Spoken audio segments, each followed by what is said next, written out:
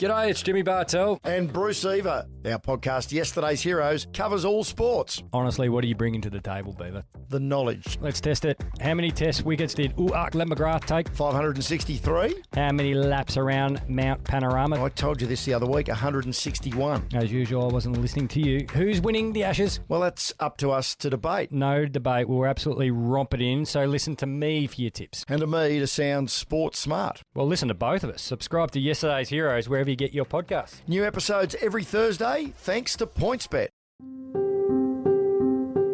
From the newsrooms of the Sydney Morning Herald and The Age, this is Please Explain. I'm Samantha Selinger-Morris. It's Monday, May 15th. The cost of living crisis. It's a phrase we constantly hear at the moment, and it was the centrepiece of the budget the federal government handed down last week. We understand that Australians are under the pump right now, and that's why providing responsible, targeted relief is the number one priority in this budget. But what does that mean for people on the ground who are struggling to make rent and put food on the table even before the recent record-breaking spike in inflation? Today, Sydney editor Michael Koziol takes us inside one community cafe that exposes Australia's devastating cost of living crisis.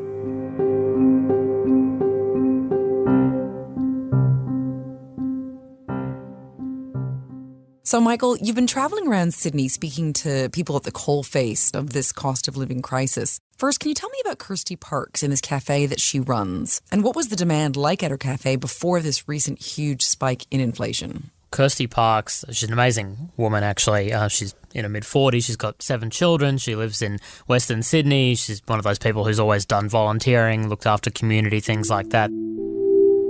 And she, during COVID, during lockdowns, essentially saw people in her community. It's a tough community out there, west of Liverpool, doing it pretty hard. And husband bought some Bunnings tables and they got a big gazebo off Facebook, and up the end of their driveway, they started giving out bread and, some clothes, a few other items. We put bread crates on it, and we just started with that signs going, free bread, come and get bread, to anyone that was passing, anyone that was in the area, launched a Facebook page and just went from there, then moved. So that was during COVID lockdown. And then as this operation kind of grew, they took it down to the local park, and then they looked around for a permanent home, and they found a little sort of building in a park in Sadleir, and they opened this store in August of last year, which has been sort of just growing ever since. We open at 11, guys. If you want to take a seat, we open at 11. Thank you, darling. Kirsty said when they opened in August 2022, they'd get 20 or 30 people maybe coming through the store each day, helping themselves to free food, produce, some clothes as well. So you said when you first opened up in August, about 20 or 30 people a day, and now on a busy day... Oh, we're like nearly 200. Yeah. It's ridiculous, absolutely ridiculous, the amount of stuff that we go through. Yeah. And we keep numbers, so we click... And this year, recently, with cost of living as it is, they had been hitting upwards of 150 people a day now coming through. Obviously, word of mouth starting to spread, but also just more and more people really doing it tough. And in fact, when I visited on Friday, early May, they had a record. 232 people came through in one day. They want fruit, fresh sandwiches that we make and put on the counter. Then we have pie, sausage rolls, afternoon tea, so they can come in, get a piece of fruit, drink, some snacks for their lunchbox, a sandwich for tomorrow, something to eat for today, something to take home if they want, plus usually... When we were there, they were lined up, they were queued up from well before the store opened. There were some people who were there at 9:30, just waiting to get a good place in the queue. So there's a lot of demand out there for free food from people in need. And so is Kirsty just in shock? When you were there the other day and there was 232 people, compared with the 20, 30 people she was seeing, during COVID, sort of proper lockdowns. What's her reaction to having so many people? I think it would do her a disservice to say shock. She doesn't seem like the kind of person who would be fazed by anything. But I spoke to her at the end of the day, and I don't think she got home until after 8 o'clock that night. It was a very, very big day. I could hear how tired she was. These people are volunteers. They're not getting paid to do this. They're doing it for the love of their community and because people need it. So many people here already struggle with housing, already struggle with rent, already struggle with bills. How many of them are going to become homeless? Because one of our regulars is currently living in his car and I don't know how to help him. There's not enough services to, for the fallout of this. So what are they doing? Are they going to provide funding for these things? Are they going to help us help people?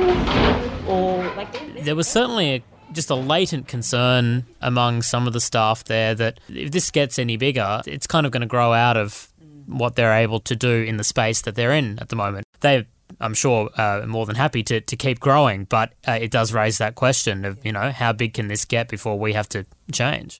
And so can you tell me a bit about the people that you met at Kirsty's Cafe? Because very sadly, we're used to seeing people from lower socioeconomic groups being pushed to seek charity to survive.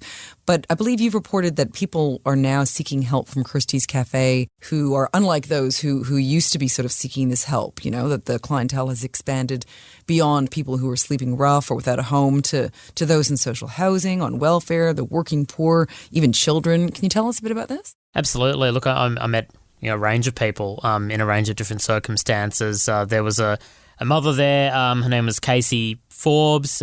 She was 32. She, like Kirsty, she's got 7 children. And what's, everyone's talking about cost of living at the moment, but what's the hardest thing for you? Is it groceries. Food bills? Groceries. And that's all going up? And the food's going up, massive. I've found, it used to be $5 for a box of chips, now you're paying $10. It's pathetic. When I've got 10 people to feed in a house. Now, her partner works normally full-time. I think she said he was on reduced hours at the moment because of an injury, which is obviously, one of those other factors that complicates people's lives and when you're on the edge makes it really, really difficult. And so she's found herself, lining up for food from the community cafe. We spend $600 a week on food. $600, and then by Tuesday we're scratching our asses when I get paid. 7 grown kids, and the rate, the price of food these days is ridiculous.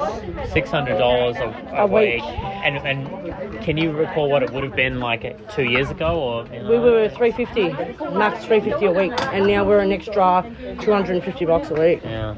And it was interesting talking to Kirsty and some of her other staff about how there are a lot of people they're finding who are into the cafe and they're lining up for food, but it jars with their public image. She said you'll get people who, they're driving Mercedes, but they can't afford food because a lot of people don't want to admit that, they've kind of fallen into poverty or that, the costs of living have just gotten too great. I mean, Mitchell, the young man on JobSeeker who I spoke to, he's got a dog.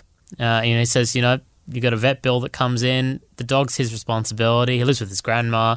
Grandma says, it's not my dog. It's not my responsibility. Fair enough. He's got to pay for it. Bill comes in. There's your budget gone. So you can understand how tough it is in circumstances like that. So are people like him, do you think, having to choose between feeding their pets and then feeding themselves? And feeding themselves, absolutely. I mean, I said, how do you eat? And he said, well, it's either food that comes from here, from the food bank, or sometimes Woolies down at Green Valley. He said, he knows people sometimes if you really have to, you nick something. Well, fair enough, I suppose. And there's this big misconception that, people often have that those on job seeker or welfare in general aren't looking for work. So I guess what would you say to that from what you've seen on the ground? Well, look, we know that a lot of people who are on job seeker are looking for work, and especially for someone, like Mitchell, he's only 22, he hasn't got any experience. He said he applied for 5 jobs, only heard back about one of them. So, look, we know that there's a lot of that's happening. And look, we also know that a lot of people rocking up to food banks or for free food are in work these days. And I spoke to Bill Cruz, who everyone would know, runs the Reverend Bill Cruz Foundation, and Bill was saying exactly the same thing. He said, we've gone from serving the homeless predominantly to just feeding the hungry. And so he's saying, the working poor, mums fleeing domestic violence, people in social housing who can't afford food, all sorts. So the clientele's changed pretty significantly. And in terms of how the government is responding to this, to obviously this crisis was just worsening and worsening, there had been continued calls for lifting the job seeker payment in the lead up to the budget.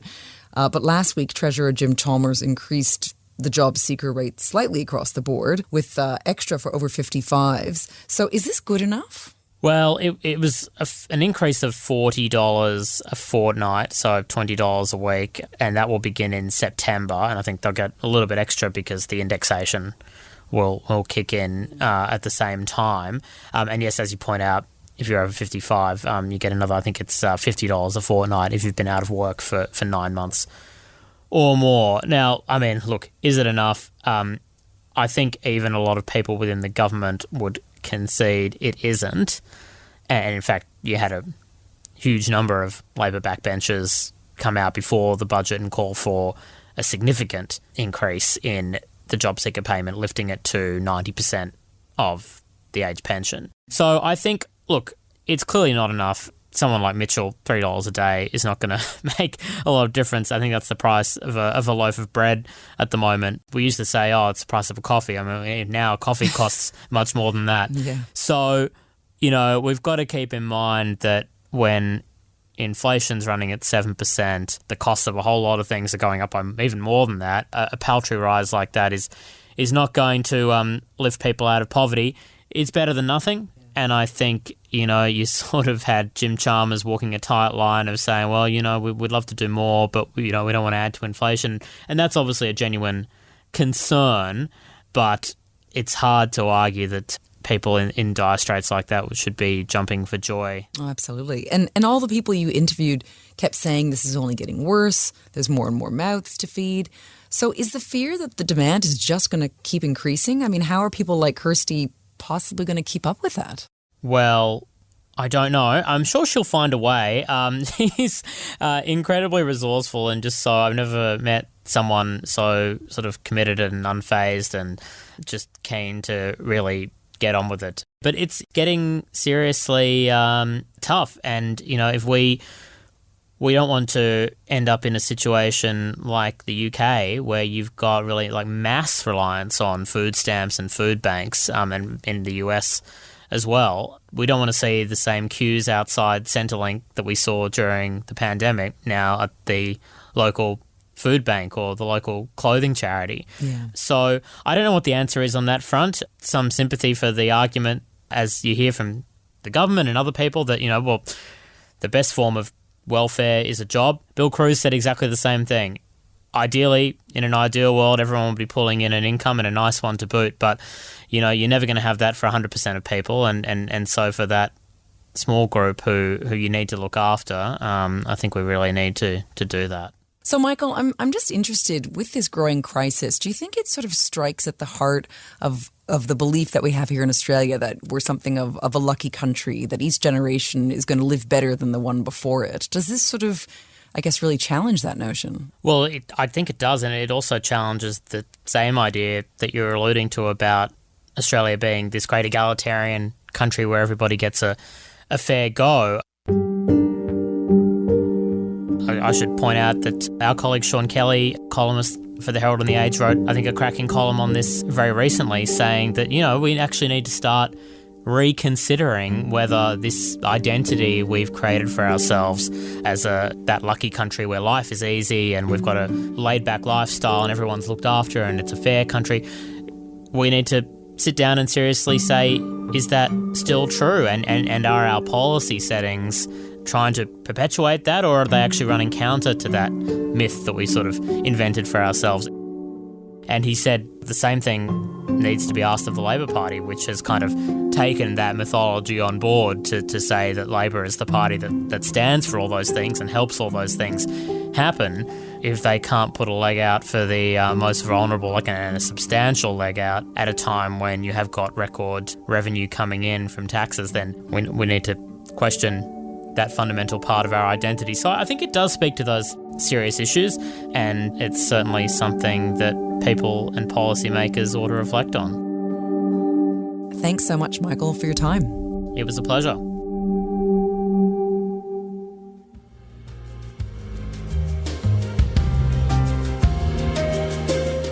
Today's episode of Please Explain was produced by Julia Carr-Katzel.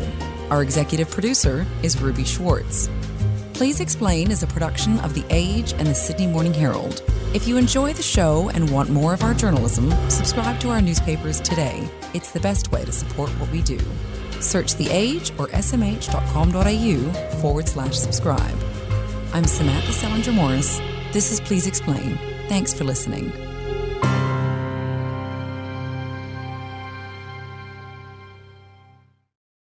Hey there, I'm Osman Faruqi, host of The Drop, a weekly culture show from The Age and the Sydney Morning Herald. Every episode, I'll be breaking down the latest in the world of TV, film, music, and pop culture, with the help of some of the best writers and critics in the country. Sometimes we go deep. There's a thrill in seeing what's meant to be private out publicly. But mostly, we have fun. I love her asking Logan for a selfie and saying, congrats on the deal, ka-ching! And there's never been a better time to start listening to The Drop. Right now, we're breaking down every episode of the final season of Succession. Follow The Drop with me, Osman Faruqi, in your favourite podcast app.